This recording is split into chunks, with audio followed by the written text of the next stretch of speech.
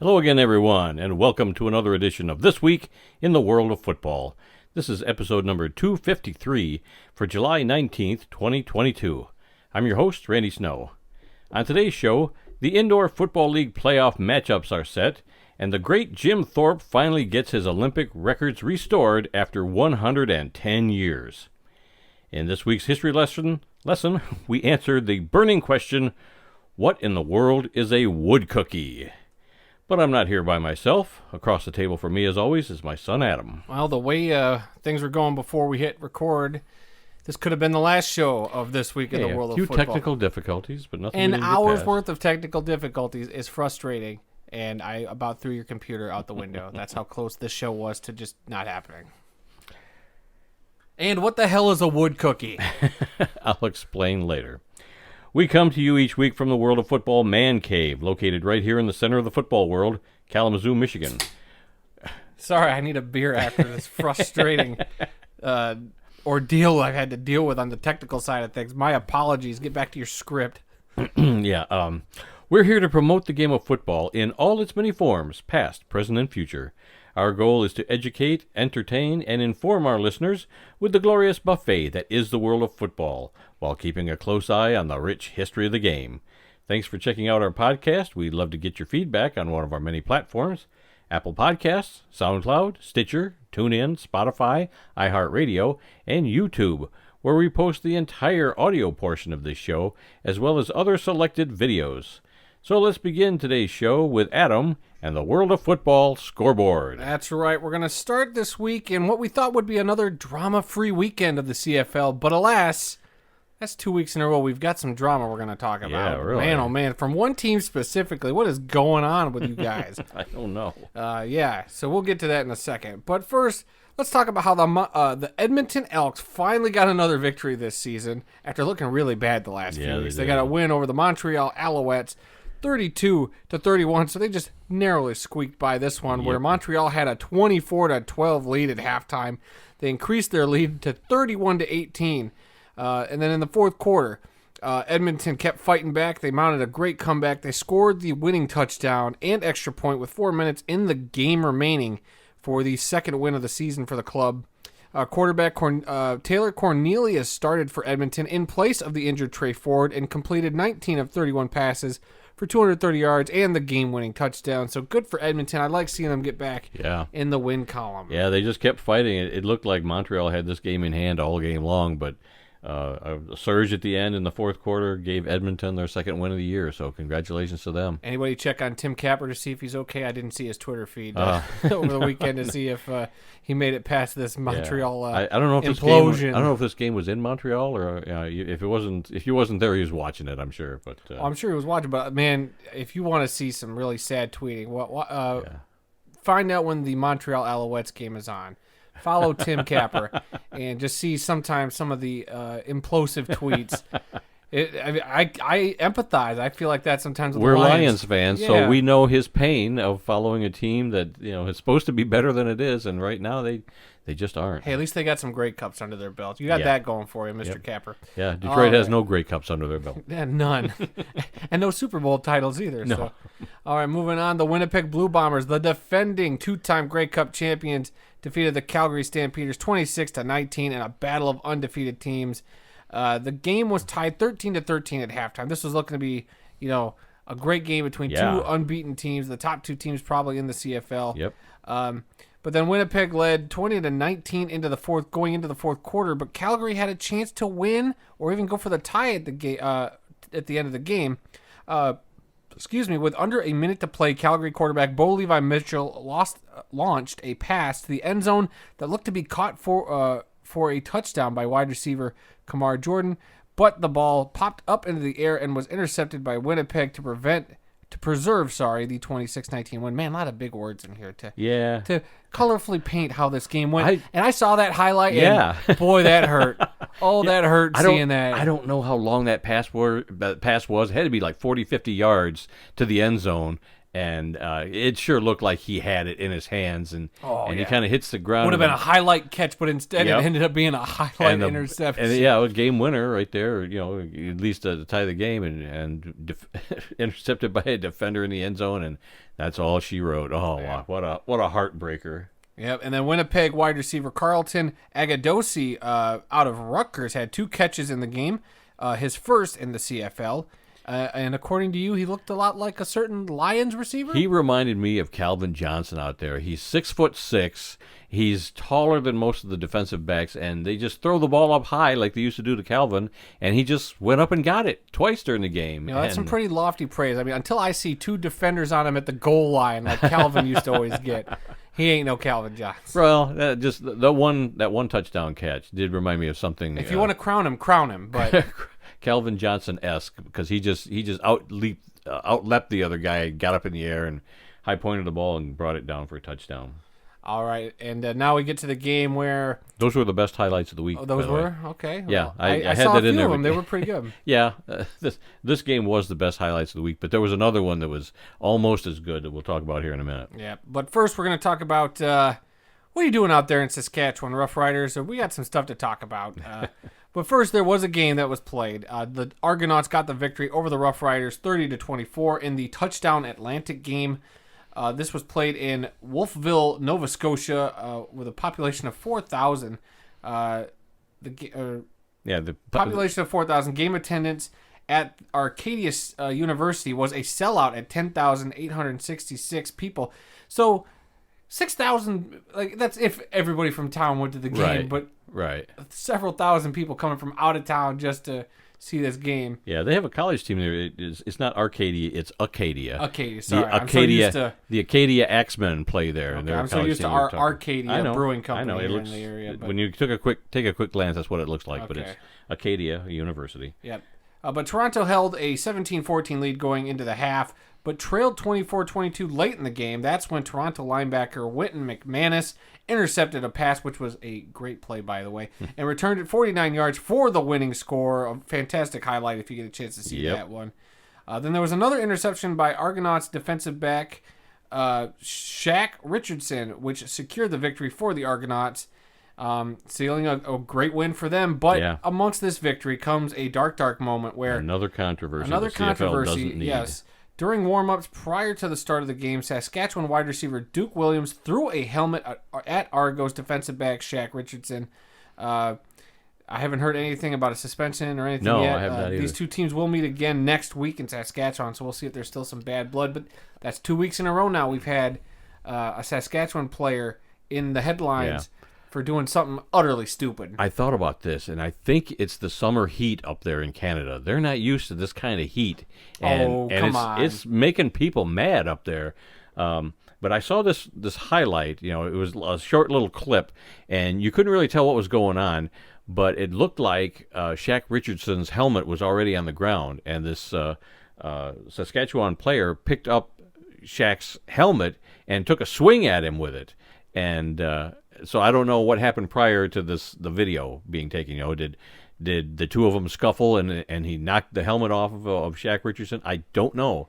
All you see is real quick. You see a helmet on the ground, and you see the guy pick it up and take a swing because Shaq does not have his helmet on, so that must have been his helmet on the ground. But yeah, just another unfortunate incident the CFL does not need, and 2 weeks in a row, somebody from Saskatchewan is in trouble. Yeah, what in the heck is going up there? I'm not going to blame the summer heat like my co-host. I'm going to blame just pure stupidity. And the fact that it's happened 2 weeks in a row is an anomaly in the CFL in and of itself. The fact that it has happened 2 weeks in a row with the same club is concerning now. And you never want to see a player...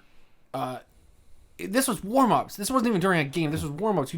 And a guy's already swinging a helmet, using it as a weapon at another person who is not wearing a helmet. Right, yeah. So... And this is pregame. It's pregame. Yeah, it's pregame. So... But regardless, the CFL's got to come down with the hammer. This dude's either got to be suspended for the rest of the season. This is uncalled for. And what we thought last week was appalling, that the guy will probably only get 3 or 4 games. We'll talk about that story in a second.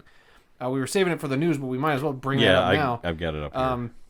But, it's just you don't want to see that in the CFL, which is Right. a great league, which we've never, ever, I think, in the course of us covering the league on this podcast, ever talk about any sort of controversy. I can't even think of controversies before we ever did a podcast with the CFL. Yeah. Other than the allowing of Ricky Williams to come up and play. That's the biggest thing I can think of. Or Johnny Manziel. Nothing else. I Yeah. can't think of anything else. And 2 weeks in a row now with the Saskatchewan Roughriders, 2 of your players, both defensive players, mind you. Yeah. So I don't know if it's just some defensive mentality they're trying to have to say, hey, look, we're tough. We're going to, not back down. There's that. And then there's being a bunch of just jerks. And that's what's been going on. Yeah. And I don't like it. I don't know what's going on up there, Saskatchewan. All I know is you better get your poo together. Well, last year it was the Simone Lawrence incident. It was a couple years ago, wasn't that? Was it 2 years ago? I say it was a can't couple. It was a remember. while ago. Because, like I said, I remember it being the first game of the year. Maybe it was Right. last year, but that's okay. Maybe that's the only other time I could think Yeah, of something. that's the only thing that But really even then, comes that to was- mind. It was a dirty hit, but And boy. we don't get all the coverage here in the States that No. Canadians do. So there might be other controversies that gets talked about on TSN Maybe. up there that we just don't see. but to have this be that big to where we follow people on Twitter. We're in the football Twitter sphere, Right. and it's there. Yeah. It shows up. We're Canadian fans, maybe not hardcore Canadian fans, like you said, we're not up in Canada where that news is going to be first and foremost, but Right. it still gets through the cracks here to us, and we're above average Canadian football fans. So, Oh yeah. So it's concerning, Yeah. in my opinion. But yeah, we were going to save this for the news in a little bit. But as you recall, Saskatchewan Roughriders defensive lineman Garrett Marino had the incident last week where he got a 4-game suspension for a couple of things he did during the game. But he finally issued an apology. I mean, there was something that came out midweek where Jeremiah Masoli said that, midweek or after the suspension had come out, he still had not received an apology from anybody, from the team, from the league, from the player. And finally, late this past week, Garrett Marino issues an apology over his actions in last week's game against the Ottawa Red Blacks and for his comments about Jeremiah Masoli's ethnic heritage. I guess we don't know all the facts about that one either, but he said something about Jeremiah Masoli, and the statement went on to say that Marino will not appeal his 4-game suspension. Okay. So he knows he screwed up. He's willing to take his suspension, or maybe he Wow. was told, don't bother, dragging this out. Let's just do it. Take your suspension.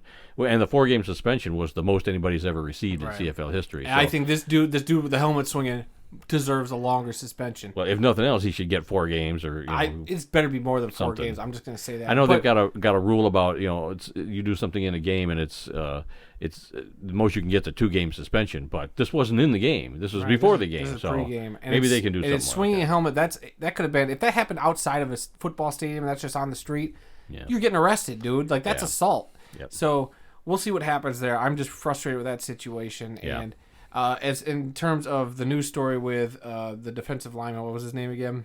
You had the story a second ago. Marino. Marino, yeah, in terms of him. I'm sorry, dude. If the quarterback had to come out and say he hasn't heard an apology from you, I don't buy it one bit.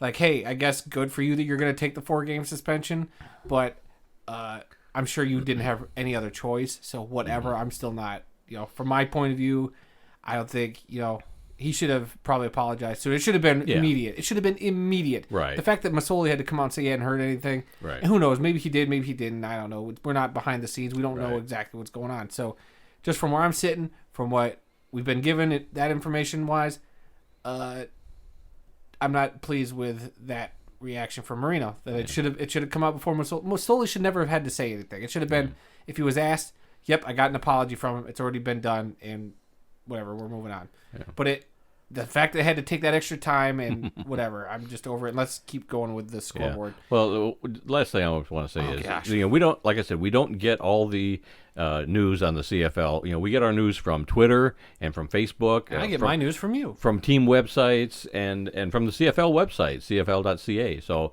if they don't want to put something out, they won't. But maybe, the That's why you TSN got to follow network all up the there. CFL insiders. Yeah. Yeah. So, you hate to see this sort of thing. We love the CFL, and we hate to see it diminished with player actions like this. So let's clean it up there, and let's just play some football. You're better than this. Yes, You're better than absolutely. This. Oh, well, I guess more specifically, come on, Saskatchewan Rough Riders. Jeez. Okay, moving on. The final game of the week saw the Hamilton Tiger Cats defeat the Ottawa Red Blacks, who we'll be talking about in our history lesson later on. Hint, hint. So the Tiger Cats got the 25-23 victory in the battle of winless teams. So somebody had to come up with a somebody victory. was going to win this game. It was a wild finish as Hamilton quarterback Dane Evans threw a touchdown pass to wide receiver Tim White with 19 seconds remaining to take the lead. But Ottawa kicker Lewis Ward had a chance to win the game with a 54-yard field goal with which just short. It was just short as time expired. I'm sorry, that is my bad, not terrible writing. So yeah, you thought these were pretty decent highlights as well? This was the second best highlights of the week. Yeah, I like that you rate the highlights of the game. Well, sometimes you just see all these highlights, and even if a team gets decimated, 50-0, the highlights are so good because there's so many just like that Winnipeg interceptions game and fumble recoveries and quarterback sacks and just some great football highlights. No matter who wins or loses and whatever the score is.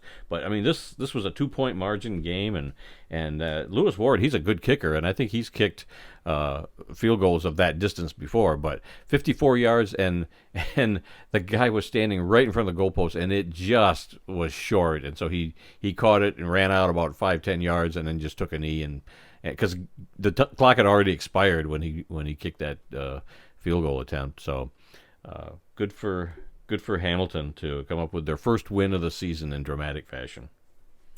Yep. All right, and then to continue with the scoreboard, on bye, the British Columbia Lions had the bye this week, and they will play Hamilton next week. Taking a quick look at the standings, because we've already spent a lot of time in the CFL this week. In the East, it is the Argonauts at the top with a 2-2 record, followed by Montreal at 1-4, Hamilton at 1-4, and then Ottawa is the lone winless team at 0-4. In the West, we have one undefeated team remaining in the league, and that is the Winnipeg Blue Bombers at 6-0. Can anybody beat this team? Not right Who now. knows? They can't. The Calgary Stampeders were definitely really close, as they are now 4-1, followed by the Saskatchewan Roughriders at 4-2, the British Columbia Lions at 3-1, and then the Edmonton Elks at 2-4. So we've got one undefeated team and one winless team up there. Yep. What happens first? Do the Red Blacks get a win first, or does Winnipeg get a loss first? I'm going to say Ottawa gets a win first. Okay. Before Winnipeg loses. I think I concur with that. All right, moving on. It was the final week of the regular season, Week 19 in the Indoor Football League. We had 5 games over the weekend.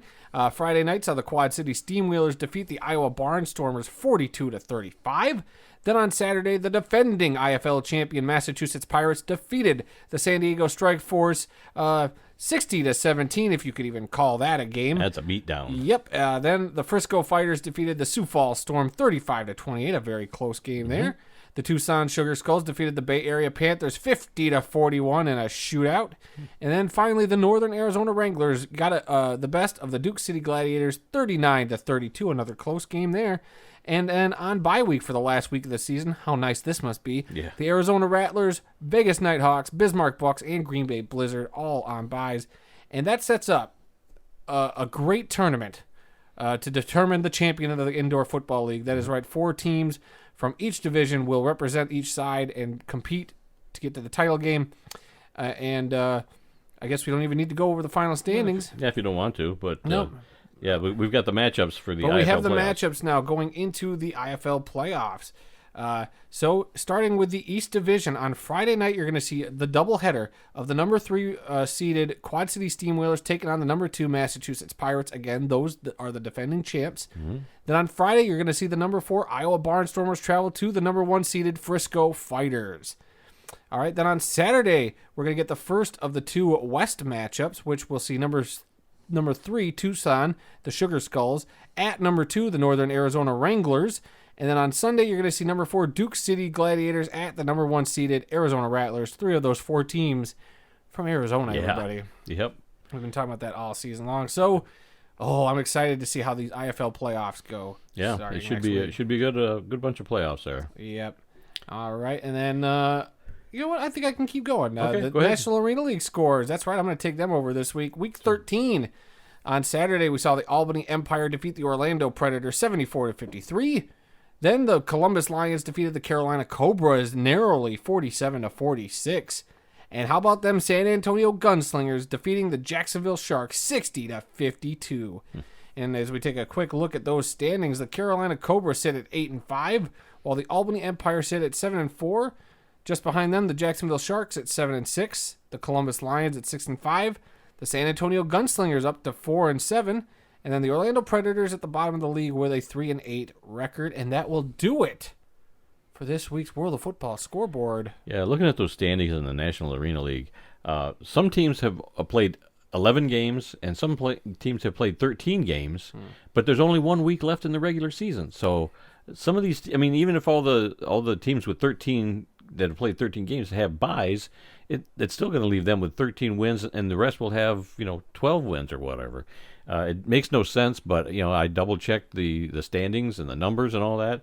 I don't get it myself. That's why. Look, the only thing the National Arena League's got going for it for me is some of these legacy teams that have played in the Arena Football League. Your Albany Empire, that's why we Jacksonville Sharks, and your Orlando Predators, and then. Luckily, this year they've had a great story in the San Antonio Gunslingers, who were kind of like that little team that was always so close, and they could never, they get in a big shootout game and they come up short, and then they won a few games in a row.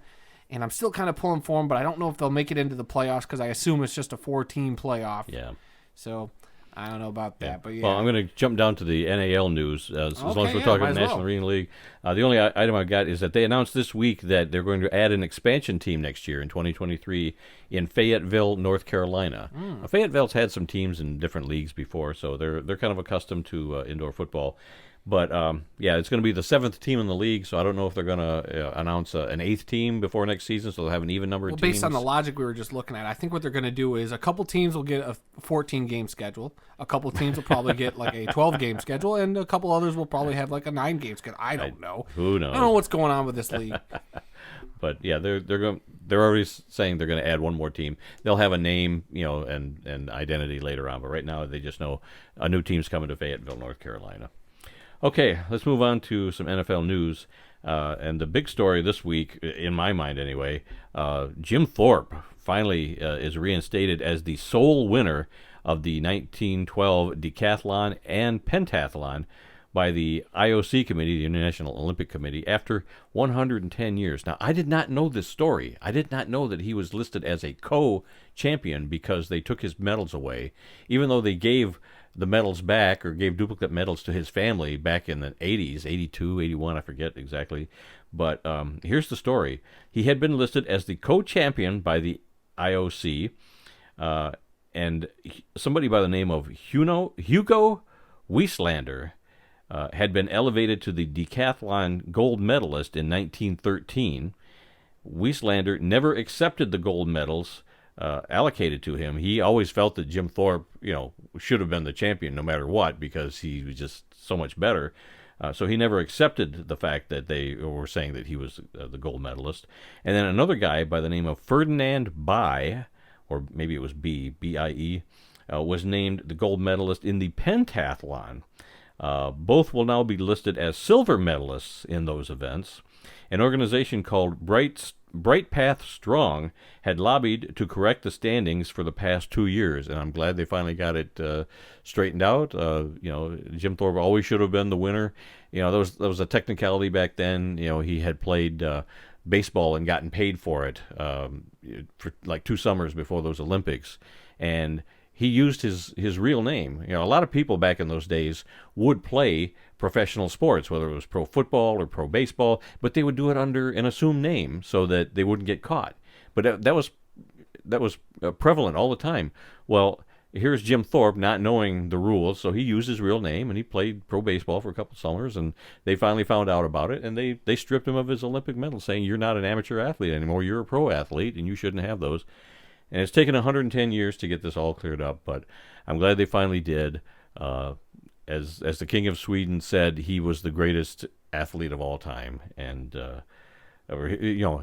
he said, "Sir, you are the greatest athlete in the world." That was his quote. And I'm glad it's finally gotten corrected. His medals are back with his family. The records have been straightened out. So congratulations to the great Jim Thorpe. And why are we talking about Olympics? Well, because he was also a pro football player, and he was the first president of the NFL back in 1920 and played for the Canton Bulldogs and a few other teams. So you go to Pro Football Hall of Fame, and what's the thing you see in the first rotunda? A huge statue of Jim Thorpe. So that's why we're talking Jim Thorpe today. So congratulations to the family of Jim Thorpe for getting this all straightened around, and congratulations to the Bright Path Strong organization for taking this on and fighting for 2 years to get it corrected. All right, in another story that centers around the NFL, Apple TV appears to be the front runner to acquire the broadcast rights of the NFL Sunday Ticket package. The price could be in the neighborhood of $3 billion. Chump change for Apple. Now, we talked about this last week. It was Apple, and it was probably Disney Plus, Disney, and ESPN, maybe. Well, ESPN would be a part of the Disney bundle. So yeah, I forget who the third one was, but there were maybe three. Netflix. No, I don't think it was Netflix. I can't remember. But yeah, 3 different online streaming services were in the running. But Amazon. Amazon, that's the other one. Yes. So Apple appears to have the front row seat in that. I don't blame them. We'll see. I think that'll be an interesting package. If Apple does get it, I think, I'm excited for the thing to become streaming. I'm just very curious about what kind of perks it would be. Like maybe I will or won't have to buy it. I mean, we get to see the games locally, but it would be nice to see if there's some perks to actually like having, like, is it like we were talking last week, is it going to be exclusively like you can buy a team package where you get every single Lions game and you can watch on your phone? Or could you get like you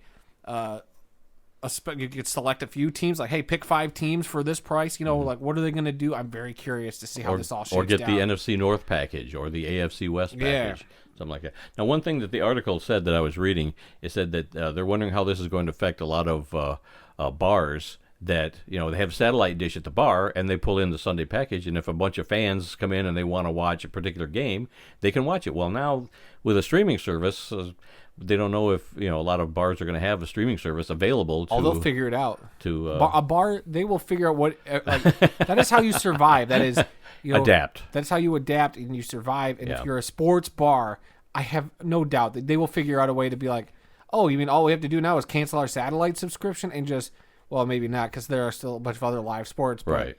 We only have to pay $100 a year for the streaming service, and then we can just apply those to all the TVs. Like. I think it's that's a small little hurdle that'll have to be figured out, because maybe some bars can, have internet. Maybe some don't. I don't know. Depends on where you're from. Yeah. If you're in Podunk, Minnesota, where internet's not great out there, good luck getting your Vikings game. But, we'll see what happens. I'm sure they'll still be able to get your local broadcast or whatever. But. Or on the outskirts of Kalamazoo over here where we're at, and our interception is... Gee, I wish there was a bar around here. I'd be getting a drink before this podcast. Good Lord. Okay, well, I guess we've talked that subject to death. Let's see. There's still no word on Deshaun Watson's punishment, whatever that might be, by the NFL. There's still rumors that he's going to get a 1-year suspension. And then there's rumors that he and the Players Association would sue the NFL in court for doing it, even though he's already settled with the people. Right. It's like, it's a messy situation. I have no idea what's going to happen, and every day that passes by that we don't get some news on this makes it a little more... I'm just surprised. It's been 2 weeks. I mean, it's been two podcasts now that we've talked about this, and I just would have assumed that something would have come out by now. It's been 2 podcasts since we've gotten any information. Oh, no, we are those guys. This is the second week that we're saying, hey, there's no word about it. And it just, any other hearing or whatever, within a day or so, they get their results out there. Maybe I think there's a lot of stuff going on in this, and even the Houston Texans reached whatever agreement with some of the people filing complaints against Deshaun Watson. So it's a big, weird, messy situation that they got over there. So they're probably just trying to handle it. You don't want to screw up how you handle this, because the NFL's already screwed up how they've handled some other situations. I think you want to get this one right. True. Even though we all know or feel like it should be a 1-year suspension, if not an indefinite suspension. The Players Association is going to fight it no matter what. So we'll see what happens. It's a big, messy situation. Yeah. And we're not in the room. No, I'm not saying anything about that. My whole point is, I'm just surprised that it's taking this long after the hearing was done to get a result. I get that, and I think, like I said, if it were any other situation, maybe we would have heard about it sooner. But like I said, this has got a whole bunch of moving parts. Yeah. All right, a couple other things from the NFL. The Carolina Panthers unveiled an alternate black helmet and black uniform. Well, they've had the all black uniform before. Yes, but they came up with the whole combo of the helmet uniform. How hard is it to come up with a combo? All they did was add the helmet. I mean, that's all that's new. Okay, they came out with a black helmet, and it's terrible. It's awful. I hate it. I don't hate it. When I saw it, I was like, ooh, that's pretty snazzy. And apparently it's not going to get worn till November against the Falcons. I don't know if that's when the Falcons are going to break out there. I forget. The Falcons had a special game in mind for breaking out their throwback uniforms. So this might be a game where the Panthers pull that out. I'm not 100% sure.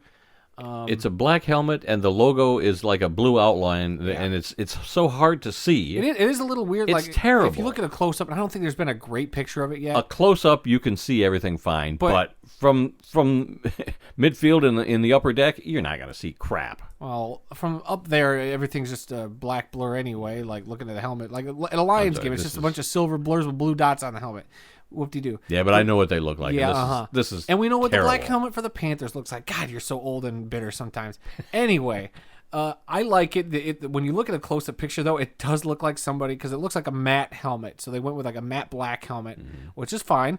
And I like the blue stripes. They kept the blue stripes on the helmet, or put blue stripes in place of the normal black stripes they have, which looks sharp. But I will admit, the inverse logo, where it's like the blue outline instead of the black outline for the Panthers features, it does look like they just printed off a picture and cut it with a piece of, cut it up with some scissors and then taped it to the helmet. It looks really weird a little bit if you really, really look at it, but for the most part, I dig it. I actually like it. Nope. So we'll see. Maybe they'll make some tweaks to it before they actually use them in game, but I like it. I'm fine with it. Yeah, it's awful. Sorry. I think it's fine. And we might have to compile a list of these alternate helmets and rank our favorites. From worst to worst?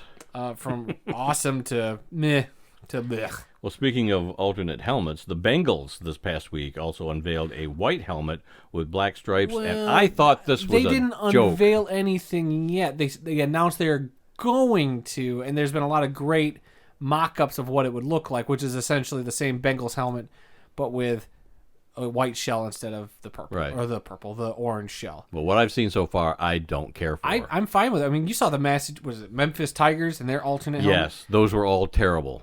Every one of them. I don't mind doing the white Bengal look. I think that looks sharp, and I can't wait to actually see it when they unveil it officially. But another team with another alternate helmet. That's every week we've had some sort of alternate helmet. Yeah, that's what about six release. Now. 6 teams. We're about 6 or 7, maybe even 8. But are we going to get some more before the beginning of the season? I bet you we will. So next week, I look forward to whoever the next team is to talk about. Based on what I've seen so far, keep your alternate helmets to yourself. I don't know. I'm surprised they take them. Look, this is what I said when they decided to do this. They're going to make so much money off of people buying these alternate mini helmets now. Are you kidding me? Look, you already got a shelf or a bunch of shelves full of mini helmets. You tell me if the Lions come out with a white mini helmet, you ain't going to buy a white Lions mini helmet? I don't know. You know you will, because I got 4 Western Michigan helmets that are all different colors. A couple are gold, one's white, one's dark brown. And then 2 are gold, and they've swapped things up over the years. But no, NFL just don't do that. It's a mess. All right, last story from the NFL is Steelers fans, or at least one Steelers fan, has started a petition to get the team to dump the new stadium name, Acrisure Stadium. We made fun of this last week. It's a stupid name, but they've got 2,000 signatures already saying we don't care for this name, and they want them to pick something else. But I think it's way too late. They've already got a 15-year contract. You're stuck with it. I'm sorry. The ketchup bottles went down yesterday or today, so boo-hoo. I'm sorry, everybody. Yeah. It's what happens when you have these corporate sponsors. Like, whoop-de-stinking-do. That's why I'm glad. I feel your pain. That's why I'm glad we have an ownership group that actually owns also the Ford Motor Company, so that Ford Field will probably always be Ford Field, and that's fine with me. Even if they sell the team, I think the Ford Company would still want their name associated with it. But they're not going to sell the team. No. So whatever. I mean, Pittsburgh. I get it. It's been the name for a while. It's the name that was associated with the stadium. But hey, this is the downside of these stupid corporate sponsored stadium names. And why you should have come up with your own original name for your stadium. Just then it's that Steelers Stadium, sponsored by that doesn't Heinz. put millions of dollars in the owner's pockets to It still has Heinz. throw a corporate you still name have a on couple there. ketchup bottles up there. Whoop-de stinking do. Get over it, Pittsburgh. I feel your pain. I feel no Pittsburgh pain fans. for you guys with your 6 stupid Super Bowl titles and our none. All right, moving on to some college news. This is a story that I just found today. Yeah. And it's the dumbest thing I've ever heard of. Well, enlighten me. I can't stand it. It upsets me even to read this. But here we go, because you don't know all this. Buckle up, everybody. You haven't heard this yet. Michigan State football players have launched the East Lansing NIL Club. That's your name, image, and likeness. Yeah. Okay, I'm with you. All right. I got something on my screen here. I can't read it. Oh, no. All right.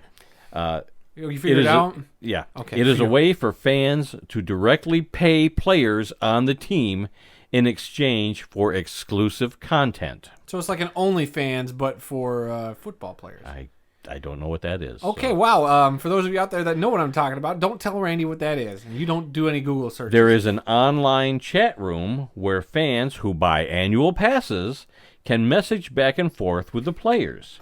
Each access pass costs It's exactly like OnlyFans. I don't know what that is. I've never heard of it. Okay. Look at me dead in the eye. This is gonna be a weird father-son bonding moment, and this probably shouldn't even happen on recording. It is for adult film stars to interact with normal Joes who pay a That's subscription what I thought. service. I thought it was. I didn't know what it was called, but yeah, didn't I tell you this earlier? You said cam. You were more. It's like when a girl sets up a cam in her bedroom just so she can roll around in her underwear and gets paid to do that. As your son, how do you know this? I read a lot. You're married. I'm not. But yeah, this is they're whoring themselves out to get a little extra money. Can I keep reading here? I don't know. I have a real hard time thinking about football OnlyFans. Each access pass costs $199, with the proceeds split evenly among roughly 100 players on the team. It has already generated, and it's only been up for about a week, it's already generated $81,000 in revenue. Along with online access to message boards, passes include future meet and greets, player-generated content, and tailgates. Now it says here, which I didn't know this either, Nebraska, Texas, Iowa, Auburn, and Notre Dame also launched similar NIL clubs to fund their players. And if you're a big Michigan State fan and you really want to get involved in this, you can go to eastlansingnilclub.com and check it out. Pay your $200 and have a great time. Now, was that... This is the dumbest thing I have ever heard that they're allowing schools to do. This whole NIL thing, I knew this was like a genie in a bottle, and once they opened it, there was no going back, and this is the kind of stupid results you get from doing that. So I hate this idea. I hate that the players are doing this to get money. So with 100 players, and they got $81,000 so far, that means each player on the team is going to be getting about $8,000, maybe a little more. As they get more subscriptions. And these are annual subscriptions, so, if you're following a player this year, you don't have to follow it next year because that kid graduates, so now you got new kids, and, maybe you won't follow the team as closely next year. But, God, I hate this. Okay. This is so stupid. Are you done, old timer? I guess I am, because I'm going to take a drink because my throat's parched. We're gonna give him his pudding. The nurse here at the nursing home just came by, gave him his pudding. We're rolling his wheelchair back a couple feet away from the microphone, putting the brakes on. Tapioca again? Okay, shut up. Anyway, I get why you would think this is dumb. I am, however, as silly as a great joke as it is, just call this football OnlyFans. I think this is great. So I am part of the generation where there's always opportunity to make money. Everybody should be able to start up a YouTube channel to make try to make a little extra income. It's all about getting that cheddar. So. I think they should have the right to do that. That's the whole point of this name and likeness debate. I know some people don't like that, that it jeopardizes college football's integrity, but I'm sorry. They lost their integrity when coaches and alumni were buying cars and giving $100 bills to kids, and greasy handshakes. I'm sorry, college football has lost integrity for a long time. At least here, there's a little bit of legitimacy in having, straightforward income going to these guys that deserve to profit off of their name, image, and likeness. And so using this model, I'm all about like, hey, look, if you can be a personality that people want, or a group of people that people want to pay for, they should be allowed to do it. If you pay $200 to go see Kevin Smith talk about his movie and get a meet and greet picture and a signed script like I'm going to do, more power to me and to others who do stuff like that. This is no different to me. I think it's fine. Just because, it just sounds weird to you doesn't mean it is. I think it's just a different way of generating legitimate revenue. And hey, you don't have to pay for that $200, Randy. If you don't want to do it, I'm definitely then don't not. do it. If you want to, then do it. If you're a big Michigan State fan, or if you're a fan of any of these other schools that are doing similar stuff, by all means, go for it. It's your stupid money. Who cares? Like, if you have the disposable income, then do it. Just be smart about it. Like, we live in a country that should just be like, you know what, this is fine. If you want to do it, do it. If you don't. Leave everybody alone that chooses to, and don't judge them for it, Randy. So, it boggles me that you're upset about this. I don't think it's that big a deal. I do not think it's that big a deal. I'm all about get paid, guys. However you feel like you need to get paid, as long as it's legal, and you're not doing anything harmful to other people. Who gives a rat's patoot? And is this segment going to be cut out later on this year? I posted the article link that I read about this on our Twitter feed, and I believe I put it on our Facebook feed also. So if you're listening, how many angry people?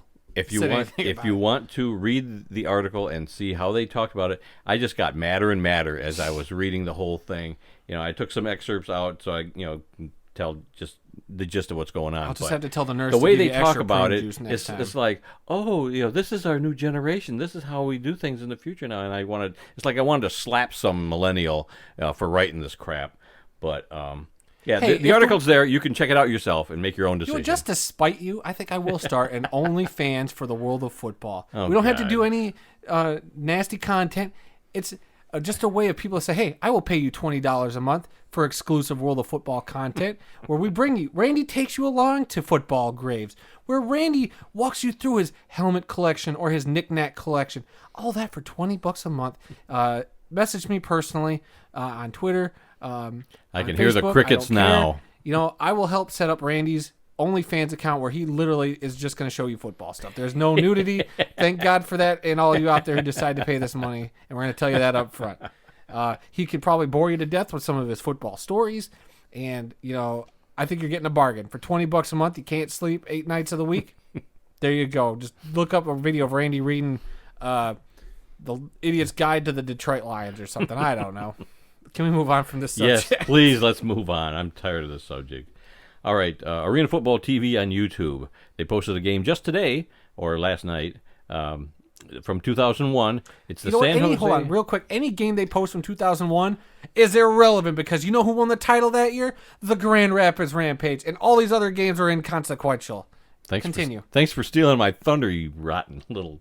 Oh. I didn't know you were going to be this heated about this. Did you read that? No. I wrote that down, and you saw it. So the San Jose SaberCats at the New York Dragons is the game, and what I was going to say was it didn't matter who won this particular game because the Grand Rapids Rampage did win the Arena Bowl that year, so that was my tagline. Thanks for other than we thought maybe the SaberCats would... SaberCats were always a good team. Always good. But that year was the Storm. A lot of people, after they beat Grand Rapids earlier in that year, because Grand Rapids and Tampa were 5-0, going into that game against each other. A lot of people, I thought Tampa would probably be the team to go all the way, but nope, it was Grand Rapids, losers.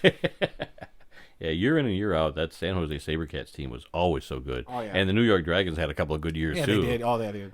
So, yeah, that's a game from 2001, which just posted today on Arena Football TV on YouTube. Go check it out. All right, birthdays today. July 19th, defensive back Leroy Butler turns 54 today. He played his college football at Florida State, and he was selected in the second round of the 1990 NFL Draft by the Green Bay Packers. He played 12 NFL seasons from 1990 to 2001, all with the Green Bay Packers, and he won a Super Bowl, Super Bowl 31, in Green Bay.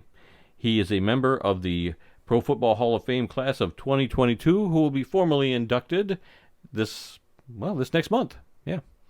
So congratulations on the Pro Football Hall of Fame induction, and happy birthday to Leroy Butler. All right, we do have one obituary to talk about this week. This is where we take a moment and honor those who made the world of football a better place. Kind of a sad story here. Rashard Anderson, a defensive back in the NFL for only 2 seasons, has died at the age of 45. The cause of death was not immediately released. Anderson played college football at HBCU Jackson State and was selected with the 23rd overall pick in the 2000 NFL draft by the Carolina Panthers. He played for the Panthers in 2000 and 2001 before he was suspended by the NFL in 2002 for violating the league's substance abuse policy. Anderson tried out for the Calgary Stampeders of the Canadian Football League in 2005, but he did not make the team. So kind of a sad story there in our one obituary this week. All right, anything that's come over your phone that we want to talk about or add to the show? No, I have been furiously looking for some other football news. Other than people wanting the Lions to bring back the black jerseys, which I say no to. No. Bad idea. Nothing really new as of right now. Okay. Then we'll move on to this week's history lesson.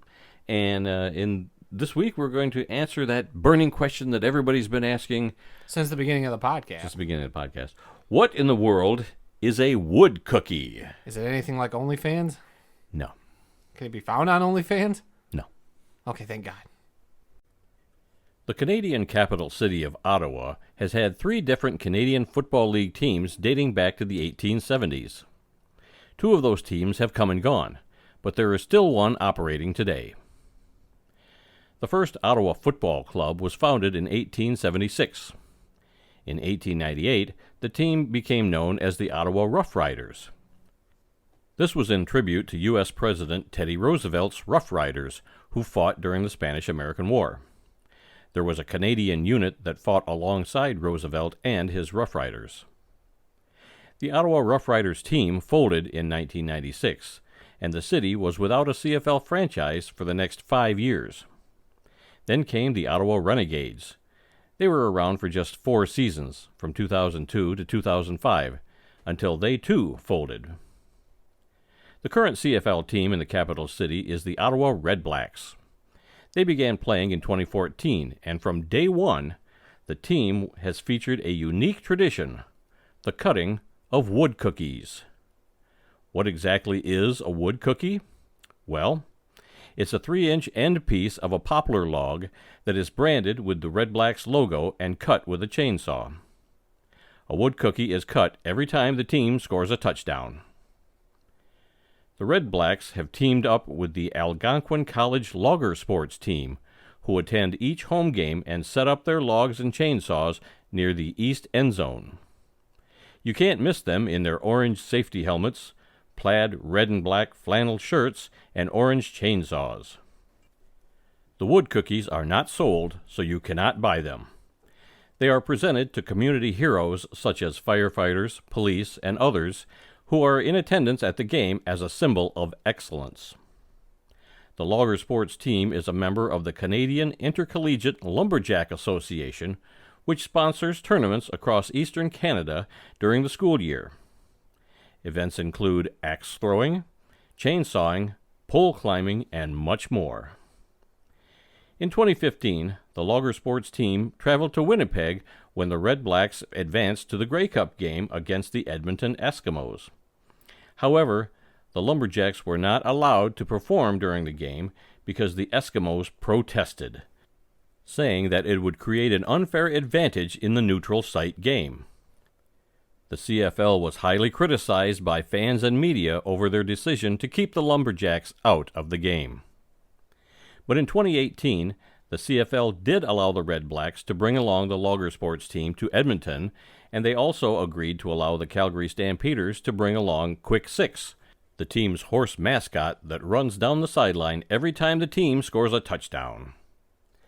Unfortunately, the Lumberjacks only cut 2 wood cookies during the 2018 Grey Cup game, and one of them had to be discarded after a Red Blacks touchdown was called back during a video review that disallowed the touchdown. Ottawa lost to Calgary 27-16.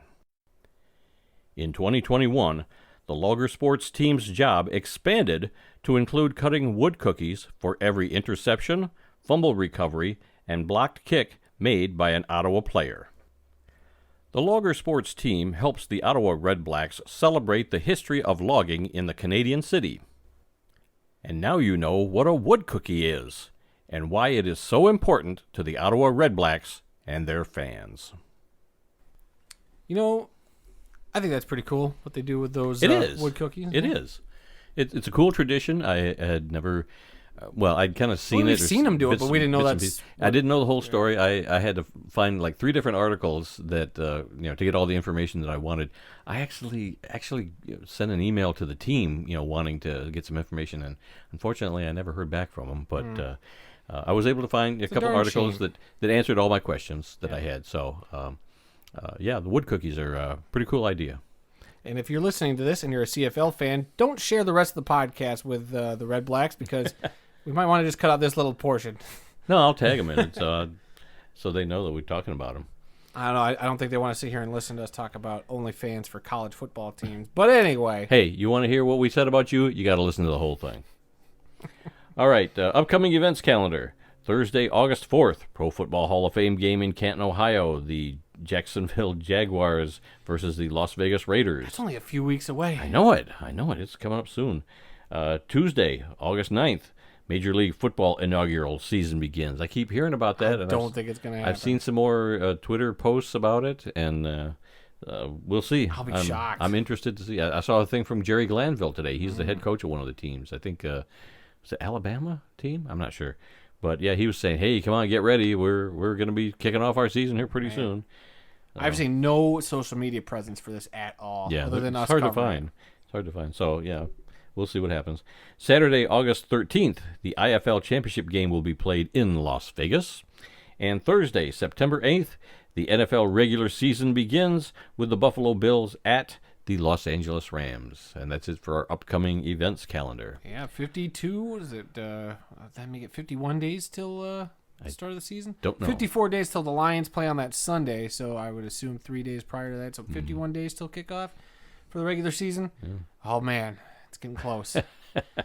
But you only measure in podcast weeks. So how many podcast episodes is that? 5? 3 or 4. Jeez. I got a countdown calendar on the front of theworldoffootball.com. Theworldoffootball.com. If you want to know exactly how many days it is till the kickoff of the NFL regular season, go to the front page of theworldoffootball.com. It'll tell you. The Grey Cup and a few other games, too. All right. Yep, Last chance. Anything? Yep, no breaking news, no nothing like that. So I think we're actually good to wrap up this episode that I thought wouldn't actually happen. Thank goodness. All right, that's all the time we've got for this week. If you learned something during this podcast about the incredible amount of diversity that exists in the world of football, then we've done our job. Visit our website at theworldoffootball.com for news, links, upcoming events, videos, and more. Our email address is info@theworldoffootball.com. You can subscribe to the World of Football OnlyFans account now for $20 a month. Like I said, it's PG content. At most you're gonna hear Randy old school curse while he tries to find a grave in the middle of a graveyard. But that's all for this week. Oh wait, I'm reading your part now. You young whippersnapper. You can also like the World of Football on Facebook at TWOF Kalamazoo. You can follow our Twitter, which is the address is at TWOF Kalamazoo. New episodes of this podcast are posted on Tuesdays when the equipment works with us. Yeah, it was almost Wednesday. And the podcast, if we can get that far, can be found on SoundCloud, Apple Podcasts, Stitcher, TuneIn, Spotify, iHeartRadio, and on YouTube, where we post the whole audio version of the show. Our YouTube channel is The World of Football Kalamazoo. We're still experimenting with video formats. We didn't record anything with video today. Probably a good thing, especially for how frustrated we were with the computer we record everything on. So please subscribe, rate, review, all that jazz. Let us know what you think, and come be a part of the football conversation, please.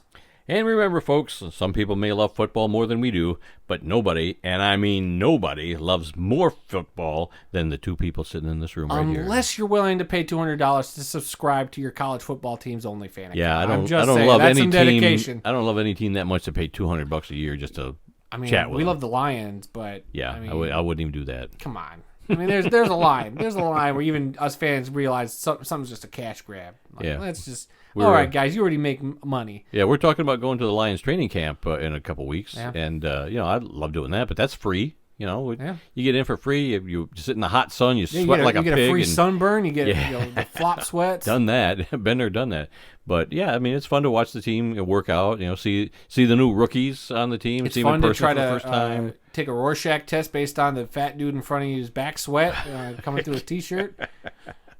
Great times at NFL training camps. A lot of great fans, and maybe this year you'll see us on Hard Knocks. Yeah, two idiots getting thrown out. Yeah, we should get a couple other guys with us and paint our chests with certain letters and I'm gonna tell you no right now. spell out something. TWOF Kalamazoo. Kneecap. All right. Until next time, folks. I'm Randy Snow. And I'll be starting up that World of Football OnlyFans account. No, you won't. We'll see you all next week.